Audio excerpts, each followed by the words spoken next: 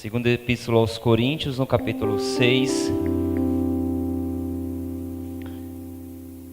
O verso é o 18.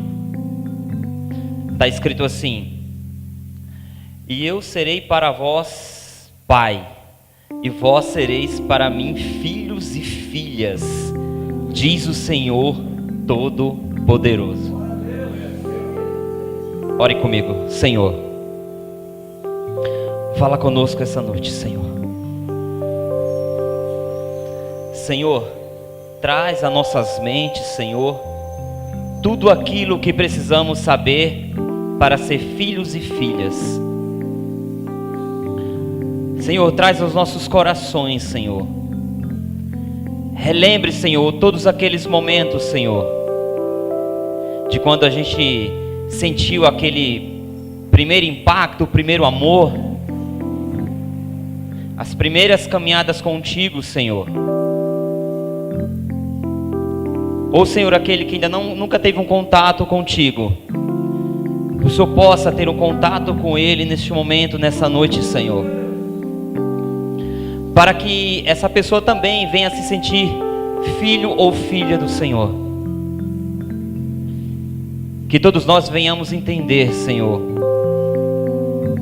a grandeza que é ser filho teu, ser filha tua, para a honra e glória do teu santo nome, Senhor. Amém. Obrigado, Jesus. Amém. Pode se sentar, os irmãos. Bem, o que é bom quando a gente está posto para ministrar é quando a palavra é confirmada. E a palavra foi confirmada na oração do pastor Edson. No decorrer do culto também, o Senhor falou muito ao meu coração através dos louvores, dos testemunhos, para que essa palavra ela venha entrar em nossos corações. Aparentemente é um título meio desagradável, mas no decorrer da ministração os irmãos vão entender que não é um bicho de 7 cabeças. Como os irmãos leram aqui no 18, eu serei para vós pai, assim o Senhor Deus dizendo, eu serei para vós pai, e vós sereis para mim filhos e filhas, diz o Senhor Todo-Poderoso. E o título dessa ministração é Filhos ou Bastardos? Então é uma pergunta. Porque para ser filho ou filha de Deus, com certeza vai ter uma condição. Não é uma coisa tão simples assim, de ser filho de Deus. Então aqui no capítulo 6, a partir do verso 11, Paulo ele começa a exortar o povo da igreja de Corinto acerca da santidade. Ele fala dos ídolos, que ele fala, não predais um jugo desigual com os infiéis, que sociedade tem a justiça com a injustiça, a luz com as trevas, Cristo e Belial, o fiel com o infiel, o templo de Deus com os ídolos.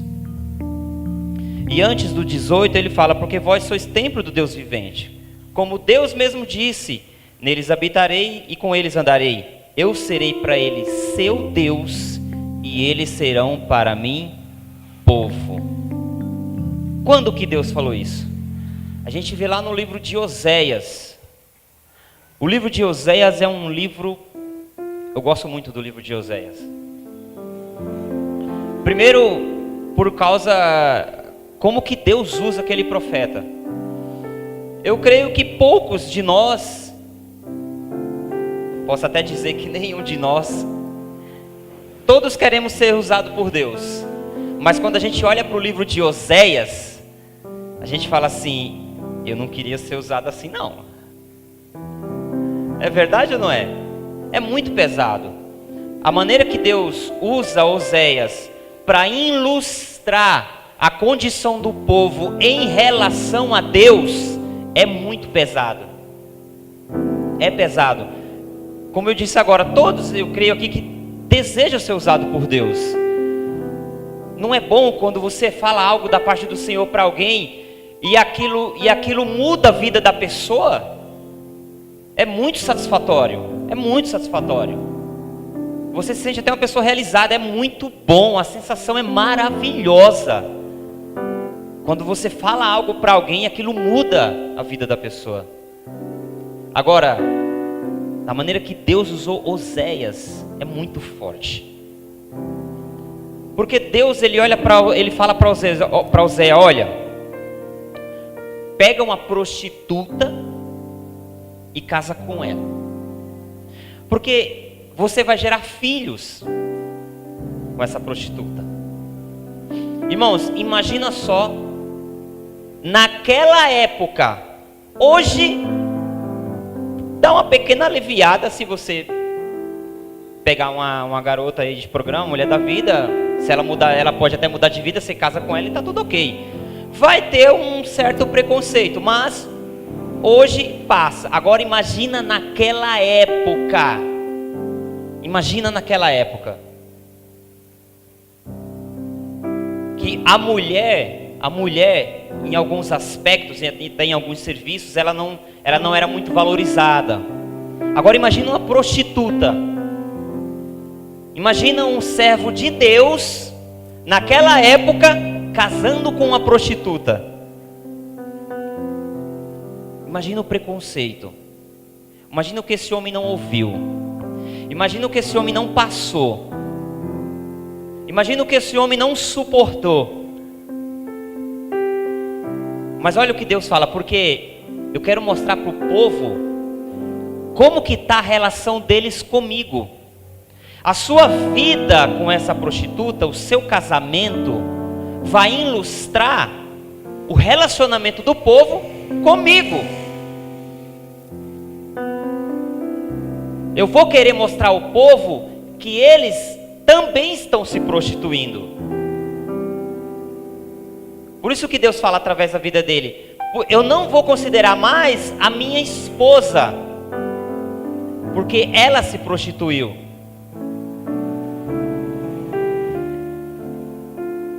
Desse relacionamento, 2 filhos, Deus falou assim: olha,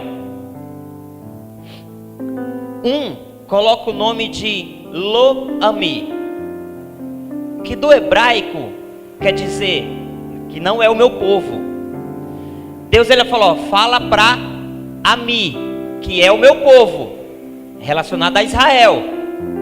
Porém, como você está casado com uma prostituta, o nome de um desses filhos vai se chamar Lo-Ami, que é o contrário. Ou seja, você está gerando um filho que não é meu, que não faz parte do meu povo. Lo-Ami.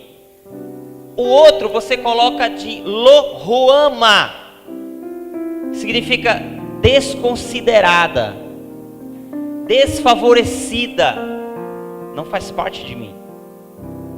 Então Deus ele começa a trabalhar isso na vida de Oséias, para ilustrar o povo.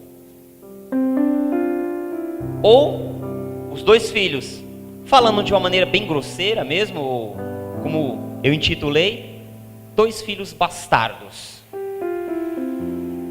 2 filhos bastardos. Porque Deus ele deixa bem claro: Lo-Ami, eles não é meu povo, não faz parte do meu povo. Lo-Ruama, eu não a considero como meu povo, porque é filho de prostituição, filho de uma prostituta. É assim como eu estou considerando o meu povo. Não é mais a minha esposa, porque ela se prostituiu, deixou o meu relacionamento e foi atrás de seus namorados, foi atrás de uma aventura. Mas, como eu disse no começo, é um título aparentemente pesado: filhos ou bastardos. Sim, filhos ou bastardos. Porque a palavra bastardo, a gente conhece apenas uma definição que é mais popular, que é um filho fora de um casamento. Vamos dizer assim. Alguém é casado, tem seus filhos com a sua esposa, dizer um homem, né? Vamos colocar assim, para exemplificar. E ele tem um relacionamento extraconjugal. Nisso gerou um filho. É considerado um filho bastardo. A palavra aparentemente é pesada, mas é só para definir quem é quem. É só isso.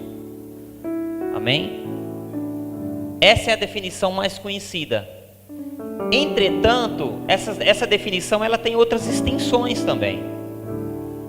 A palavra bastardo também pode significar um ser híbrido, ou seja, o dicionário ele fala assim: é o cruzamento entre espécies, raças ou variedades distintas. Também, por extensão, o bastardo é aquele que não é puro, que deixou de possuir as melhores e mais puras qualidades da sua espécie ou tipo. Ou seja, o bastardo também pode ser aquele que já é filho, porém que deu as costas aos seus valores. Podemos definir dessa maneira? Você não é mais filho por definição, mas sim você fez uma escolha. Você deixou seus valores, você deu as costas e foi embora. Um bastardo. Por que essa palavra? Porque, irmão, eu creio que desde o começo da semana, quando eu estava escalado para ministrar essa palavra, geralmente a palavra ela vem no coração primeiro e depois a gente procura intitular. E foi na hora, o título veio primeiro. E eu fiquei com esse negócio martelando na minha cabeça a semana inteira. E essa palavra de Coríntios, a gente pode considerar uma palavra atemporal. Em Oséias, Deus falou para o povo naquele tempo, o povo de Israel, para aquele tempo.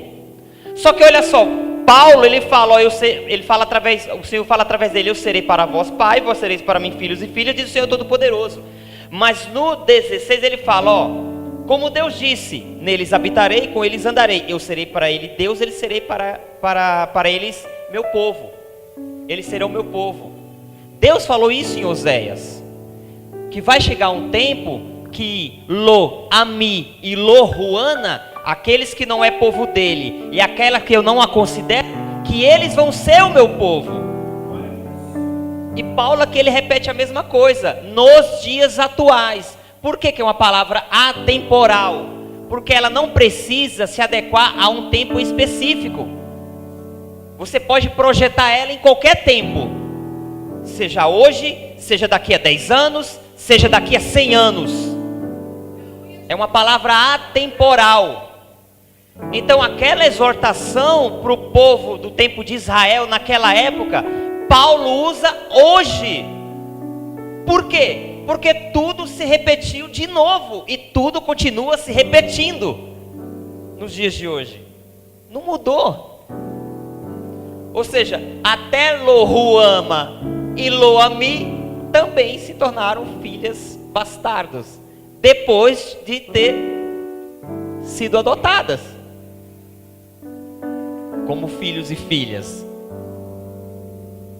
Deixaram de ser bastardos e voltaram de novo a ser bastardos. Então, é uma palavra para mim. Se eu estou nessa condição, é para mim melhorar. Se eu não estou nessa condição, é para mim tomar cuidado. Porque aí fora, o mundo aí fora, está aí justamente para fazer com que eu e você seja bastardo. O mundo aí fora está aí para fazer para que, em vez de eu e você resplandeça a luz de Cristo lá fora, ela se apague. Ela se apague. Porque tem pessoas aí fora se dedicando a conhecer para depois zombar.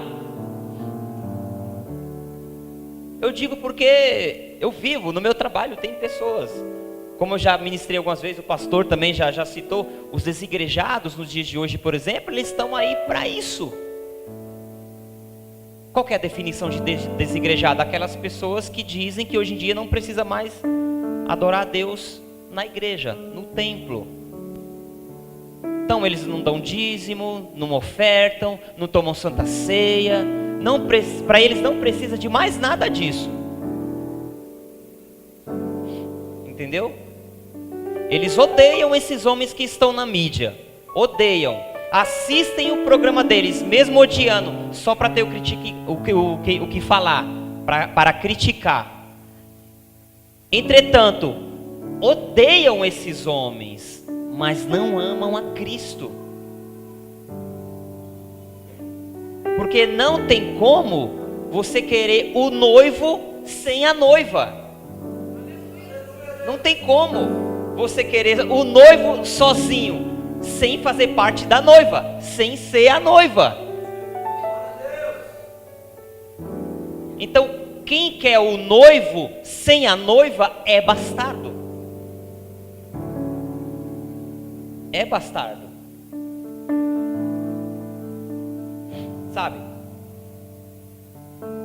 E a gente está vendo nos últimos cultos, a gente sempre falado pais, filhos, família, que é algo muito importante, mas é algo que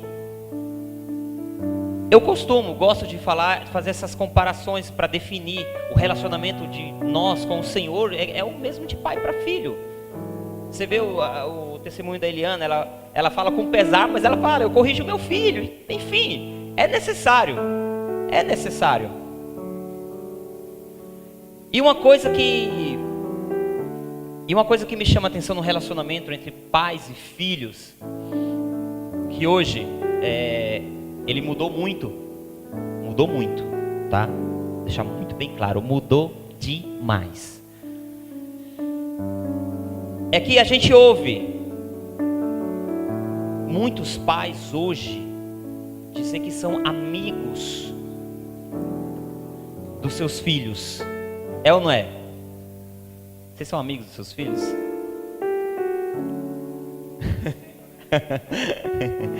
Né? Não é normal hoje a gente ouvir os pais dizerem que são amigos dos filhos. Isso é muito importante. Entretanto, existe um pequeno equívoco. A gente muitas vezes confunde amizade com cumplicidade. Você, pai e mãe, você pode ser amigo do seu filho, você não deve ser cúmplice dele. E é o relacionamento que as pessoas querem ter com Deus hoje. Por isso a gama de pessoas fora dos caminhos do Senhor, a gama de pessoas decepcionadas com a igreja, a gama de pessoas se tornando desigrejado, porque acha que a amizade com Deus é cumplicidade.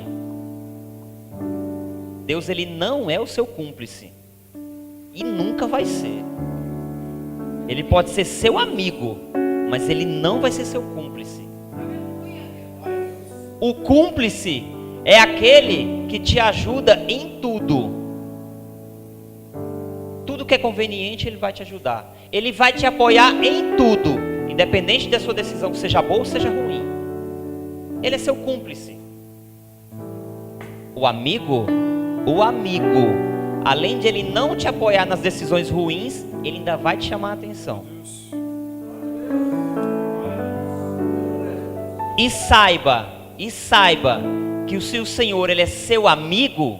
Se ele é seu amigo, se você é amigo dele, ele vai te chamar a atenção sim. Porque se você quer ser filho e quer ser amigo, então se prepare, que ele vai te chamar a atenção. Ele não vai ser seu cúmplice. Nem tenha isso em mente. Nunca vai ser nosso cúmplice. Se as nossas decisões forem boas e tiver dentro da vontade dele, amém. Ele vai estar ali, vai estar lado a lado com você. Mas se não for, nem espere cumplicidade. Então muitas pessoas confundem hoje essa questão de amizade com cumplicidade. Eu já citei uma vez e não vou deixar de citar que hoje em dia você vê que até os louvores é diferente, o tratamento é diferente. Os louvores de hoje tratam Deus como você, não é mais como o Senhor, né? Não é verdade? Deus hoje é tratado como você. Olha que interessante. É ou não é? Hoje em dia se trata Deus com irreverência. Deus é parceiro, é amigo. É irreverente. A irreverência nada mais é do que a ausência da reverência. Ou seja, e para a gente estar diante do Senhor tem que ser com reverência. Por isso que eu digo que os relacionamentos entre pais e filhos antigamente, hoje é diferente. Hoje eu sou casado, sou pai, mas até hoje eu trato meu pai como senhor, minha mãe como senhora. Hoje em dia os filhos tratam pai e mãe como você. Mãe, você não vai fazer? É ou não é? Não é mais senhor e senhora. Eu sei que pode parecer bobagem, mas são valores. Valores adotados pela família antiga, que faziam muito bem para a nossa saúde. E hoje é muito diferente. É ou não é diferente? Então, queridos, olha, entenda. Se a gente não tomar cuidado, aos poucos, através do nosso comportamento e com a modernidade, nós vamos nos tornando filhos bastardos. Ou sem colocar o nome filhos, nós vamos nos tornando bastardos. Porque a tendência é a gente deixar de lado nossos valores relacionados a Deus.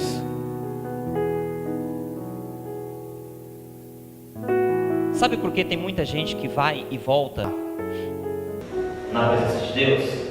É porque diante de tudo isso que eu acabei de falar, tudo isso que eu acabei de falar, gera um relacionamento que o sociólogo polonês Zygmunt Bauman chamou de relacionamento de bolso. Olha que interessante essa expressão, relacionamento de bolso. O que é o relacionamento de bolso? O que é um livro de bolso, uma agenda de bolso? É aquilo que fica guardado no seu bolso. Você tira quando precisa usar, usa e guarda de novo. É o relacionamento de bolso. Quando nós queremos ter uma amizade com Deus e confundimos essa amizade com a cumplicidade, nós criamos um relacionamento de bolso. Por isso que muitos vêm e vão na presença de Deus. Por quê? Porque o que ele tem com Deus é um relacionamento de bolso. Procura Deus quando é conveniente. Procura Deus quando precisa. Depois que usa, guarda no bolso de novo. Tá tudo bem agora. Passou. O Senhor já me usou. Já usei. O Senhor já fez o que eu precisava que Ele fizesse. Agora o Senhor vai ficar de stand-by no meu bolso. Relacionamento de bolso. Tá aí uma expressão que eu achei interessante. Tá aí uma expressão que eu achei interessante.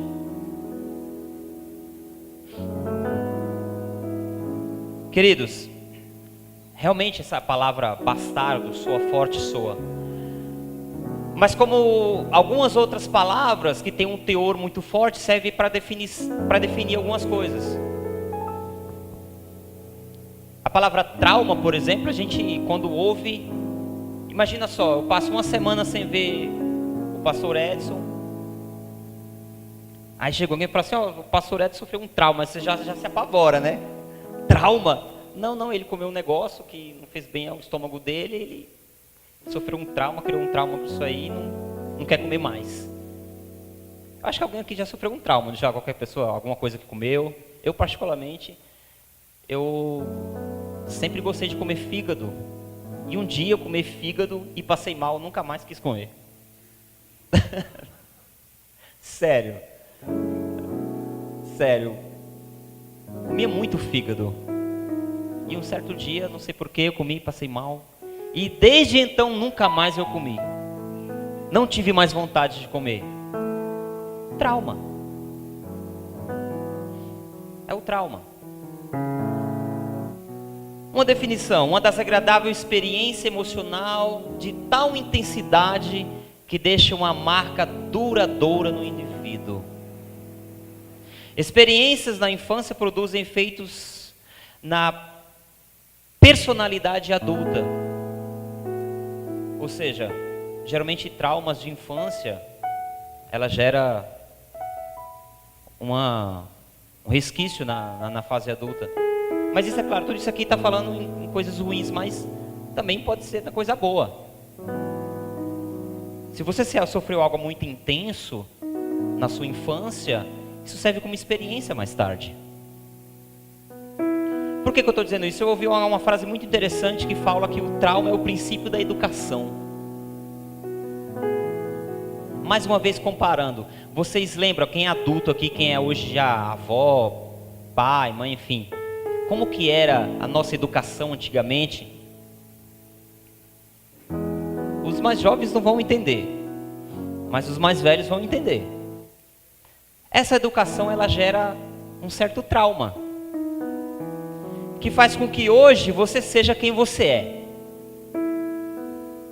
Faz com que hoje você tenha escolhas.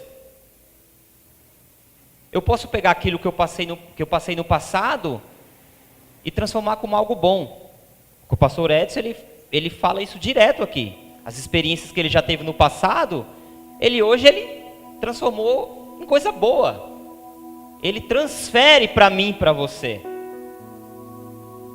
Como assim transferir? Olha, eu já usei droga, não é bom. Se você usar, você vai ver o que é bom para tosse. Ele já sofreu a experiência, não precisa você passar, porque ele está transferindo para você. É ou não é? O nosso pastor tem até o costume de falar, não precisa experimentar o açúcar para saber que ele é doce. É ou não é? Não precisa experimentar. É açúcar. Se colocar agora um pacote de açúcar na sua frente, a primeira coisa que vem no cérebro é o quê? Doce. Coloca um pacote de sal, o cérebro faz a leitura, salgado. Ou seja, não precisa eu passar por uma experiência ruim para saber que ela é ruim.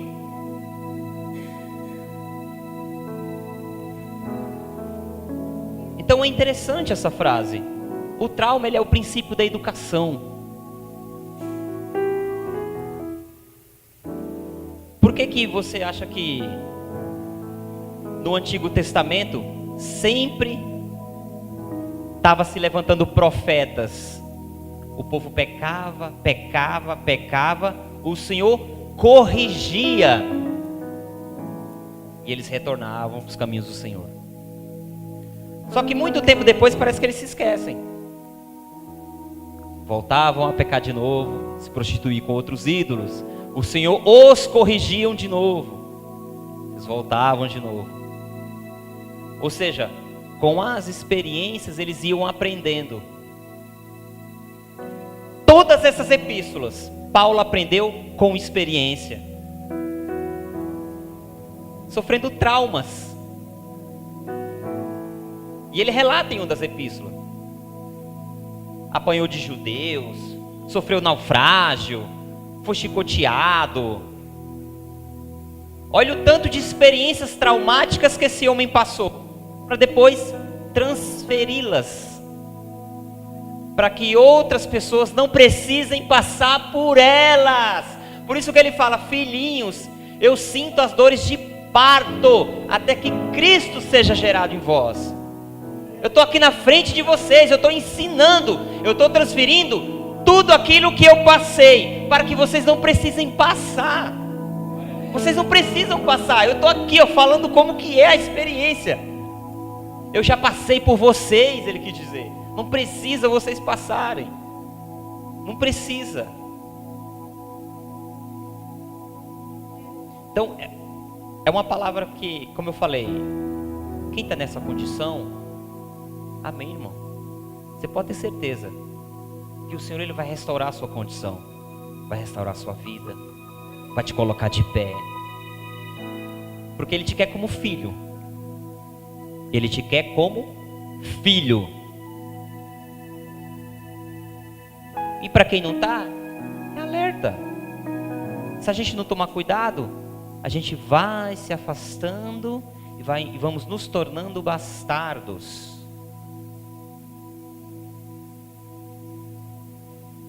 Para quem nunca teve uma experiência com Deus, busque essa experiência de ser filho. Porque para ser filho de Deus tem uma condição. Tem uma condição. Não é uma coisa simples. Está escrito desde os profetas até João Batista, o reino dos céus foi tomado à força. É tomado à força. O reino dos céus não é simplesmente a gente vir para o culto todos os domingos, depois ir para nossas casas, esquecer que tudo aconteceu. Simplesmente querer ser chamado pelo seu nome, como diz Isaías capítulo 4. Senhor, só quero ser chamado de cristão. Mas muitas vezes nos comportamos como bastardos, sem a imagem de filhos aí fora. Temos que tomar cuidado com o que a gente absorve, com o que a gente vê, como que a gente vive. Tudo isso tem um reflexo muito grande no mundo espiritual. Tem um reflexo muito grande.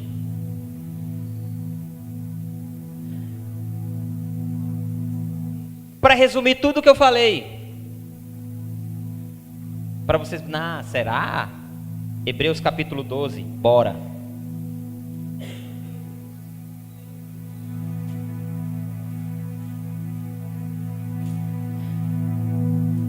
Hebreus capítulo 12, para a gente encerrar. Esperar todos encontrarem.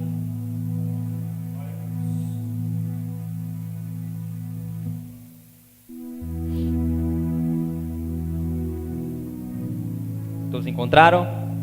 Olha só, a partir do verso 8, olha.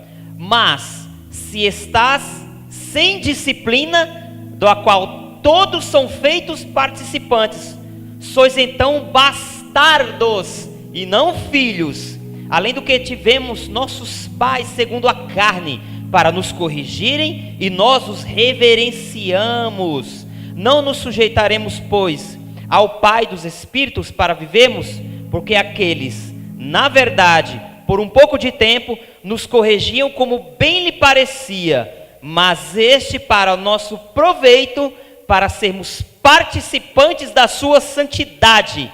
E na verdade, toda correção ao presente não parece ser de gozo ou de alegria, senão de tristeza, mas depois produz um fruto pacífico de justiça nos exercitados por ela. Amém? Para não ficar, não é nas suas palavras, não, é bíblico. Mas se está sem disciplina, não é mais filhos, mas bastardos. Se não quer seguir um padrão que Deus estabeleceu, porque Deus estabeleceu um padrão para andarmos com Ele, sermos participantes, então Ele deixou bem claro, se está sem disciplina, então não é mais filhos. Aí ele dá uma pequena comparação, porque existiam nossos pais antigamente, nos corrigiam do jeito que eles achavam melhor. Ou seja, o que eles pegavam na mão, ele batia. Minha mãe, quando queria me corrigir, não tinha essa não. Corda, chinelo, não corra não, porque eu alcanço, eu jogo. Depois de um tempo ela começou a guardar um talo de carnaúba, só aquela palhetinha assim, ó, que onde bate queima e deixa a marca. Filho, vai pensando, aí o de hoje não, eu vou ser amigo do meu filho, vou trocar uma ideia com ele. Gente, vocês vivem no paraíso, filho. Vocês vivem no paraíso. Tem que dar glória mesmo a Deus todo dia. Dê glória a Deus todo dia. Pode dar glória a Deus, filho. Porque na nossa época não era assim não. Os mais velhos sabem o que eu estou dizendo. Não era assim não. Era no chicote. É ou não era, irmão? O irmão era panelada, filho. O pastor também, a experiência dele, se ele for contar aqui a noite inteira, filho. O branco, meu amigo, pai do pastor. Então, A Bíblia deixa bem claro, ó, ele nos corrigia do jeito que bem parecia. E mesmo assim a gente reverenciava eles. Ó, é meu pai, minha mãe, senhora minha mãe, senhor meu pai. Porque só em chamar meu pai de senhor, minha mãe de senhora, já estou reverenciando, como está escrito. Eles nos corrigiam do jeito que eles achavam melhor, e mesmo assim a gente reverenciava eles. Hoje em dia, é só um detalhe. Hoje em dia é só um detalhe. Hoje em dia os filhos, existe privacidade. Privacidade. Ai do pai que pegar o smartphone de um filho para olhar. Ai de um pai. Tem privacidade, mas não? Privacidade?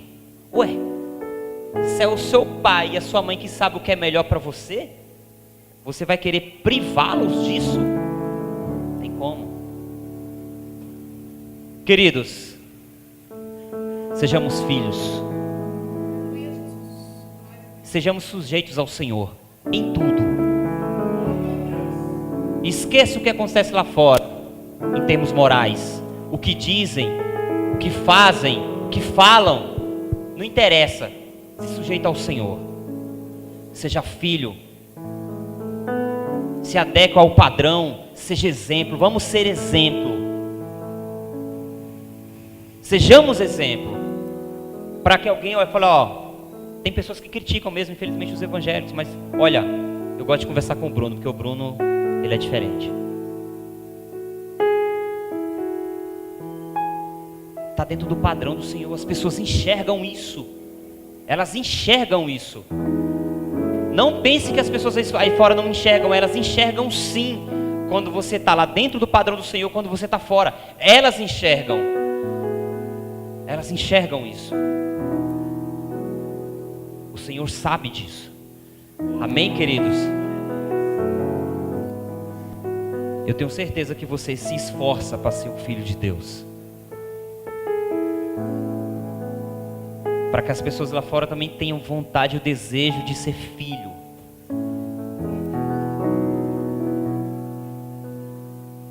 Sendo exemplo. É ou não é? É bom, não é? Quando a gente é exemplo, é bom. Quando existe alguém na escola, no trabalho, que quando está com um problema, procura qualquer um de vocês para conversar. Olha, eu queria desabafar. É ou não é? É prazeroso. Porque você vê que a pessoa vê algo diferente em você. Amém? Eu agradeço a vocês por ouvir, por estar aqui, ouvir esta palavra, receber de bom grado, porque é para todos nós, irmãos. Se você quer que Deus cuide de você, é assim que Ele cuida. Não se preocupe, a palavra ela primeiro corta em mim, tá? Primeiro ela corta em mim. Porque se eu receber essa palavra para ministrar, então porque ela rasgou meu coração primeiro, né? Então, que Deus abençoe a vida de vocês. Eu agradeço mais uma vez a minha oportunidade. Louvor, pastora, pastor. Agradeço a oportunidade que vocês me dão todas as vezes de ministrar a palavra, de ouvir. Porque eu garanto a vocês, irmãos, que toda vez que eu tenho a oportunidade de ministrar, eu busco trazer o melhor.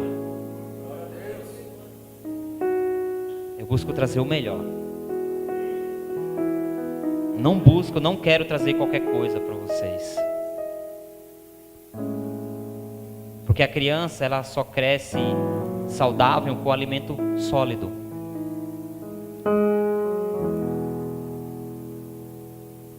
Você vê que o leite materno ele sustenta até o 6º mês, mais ou menos.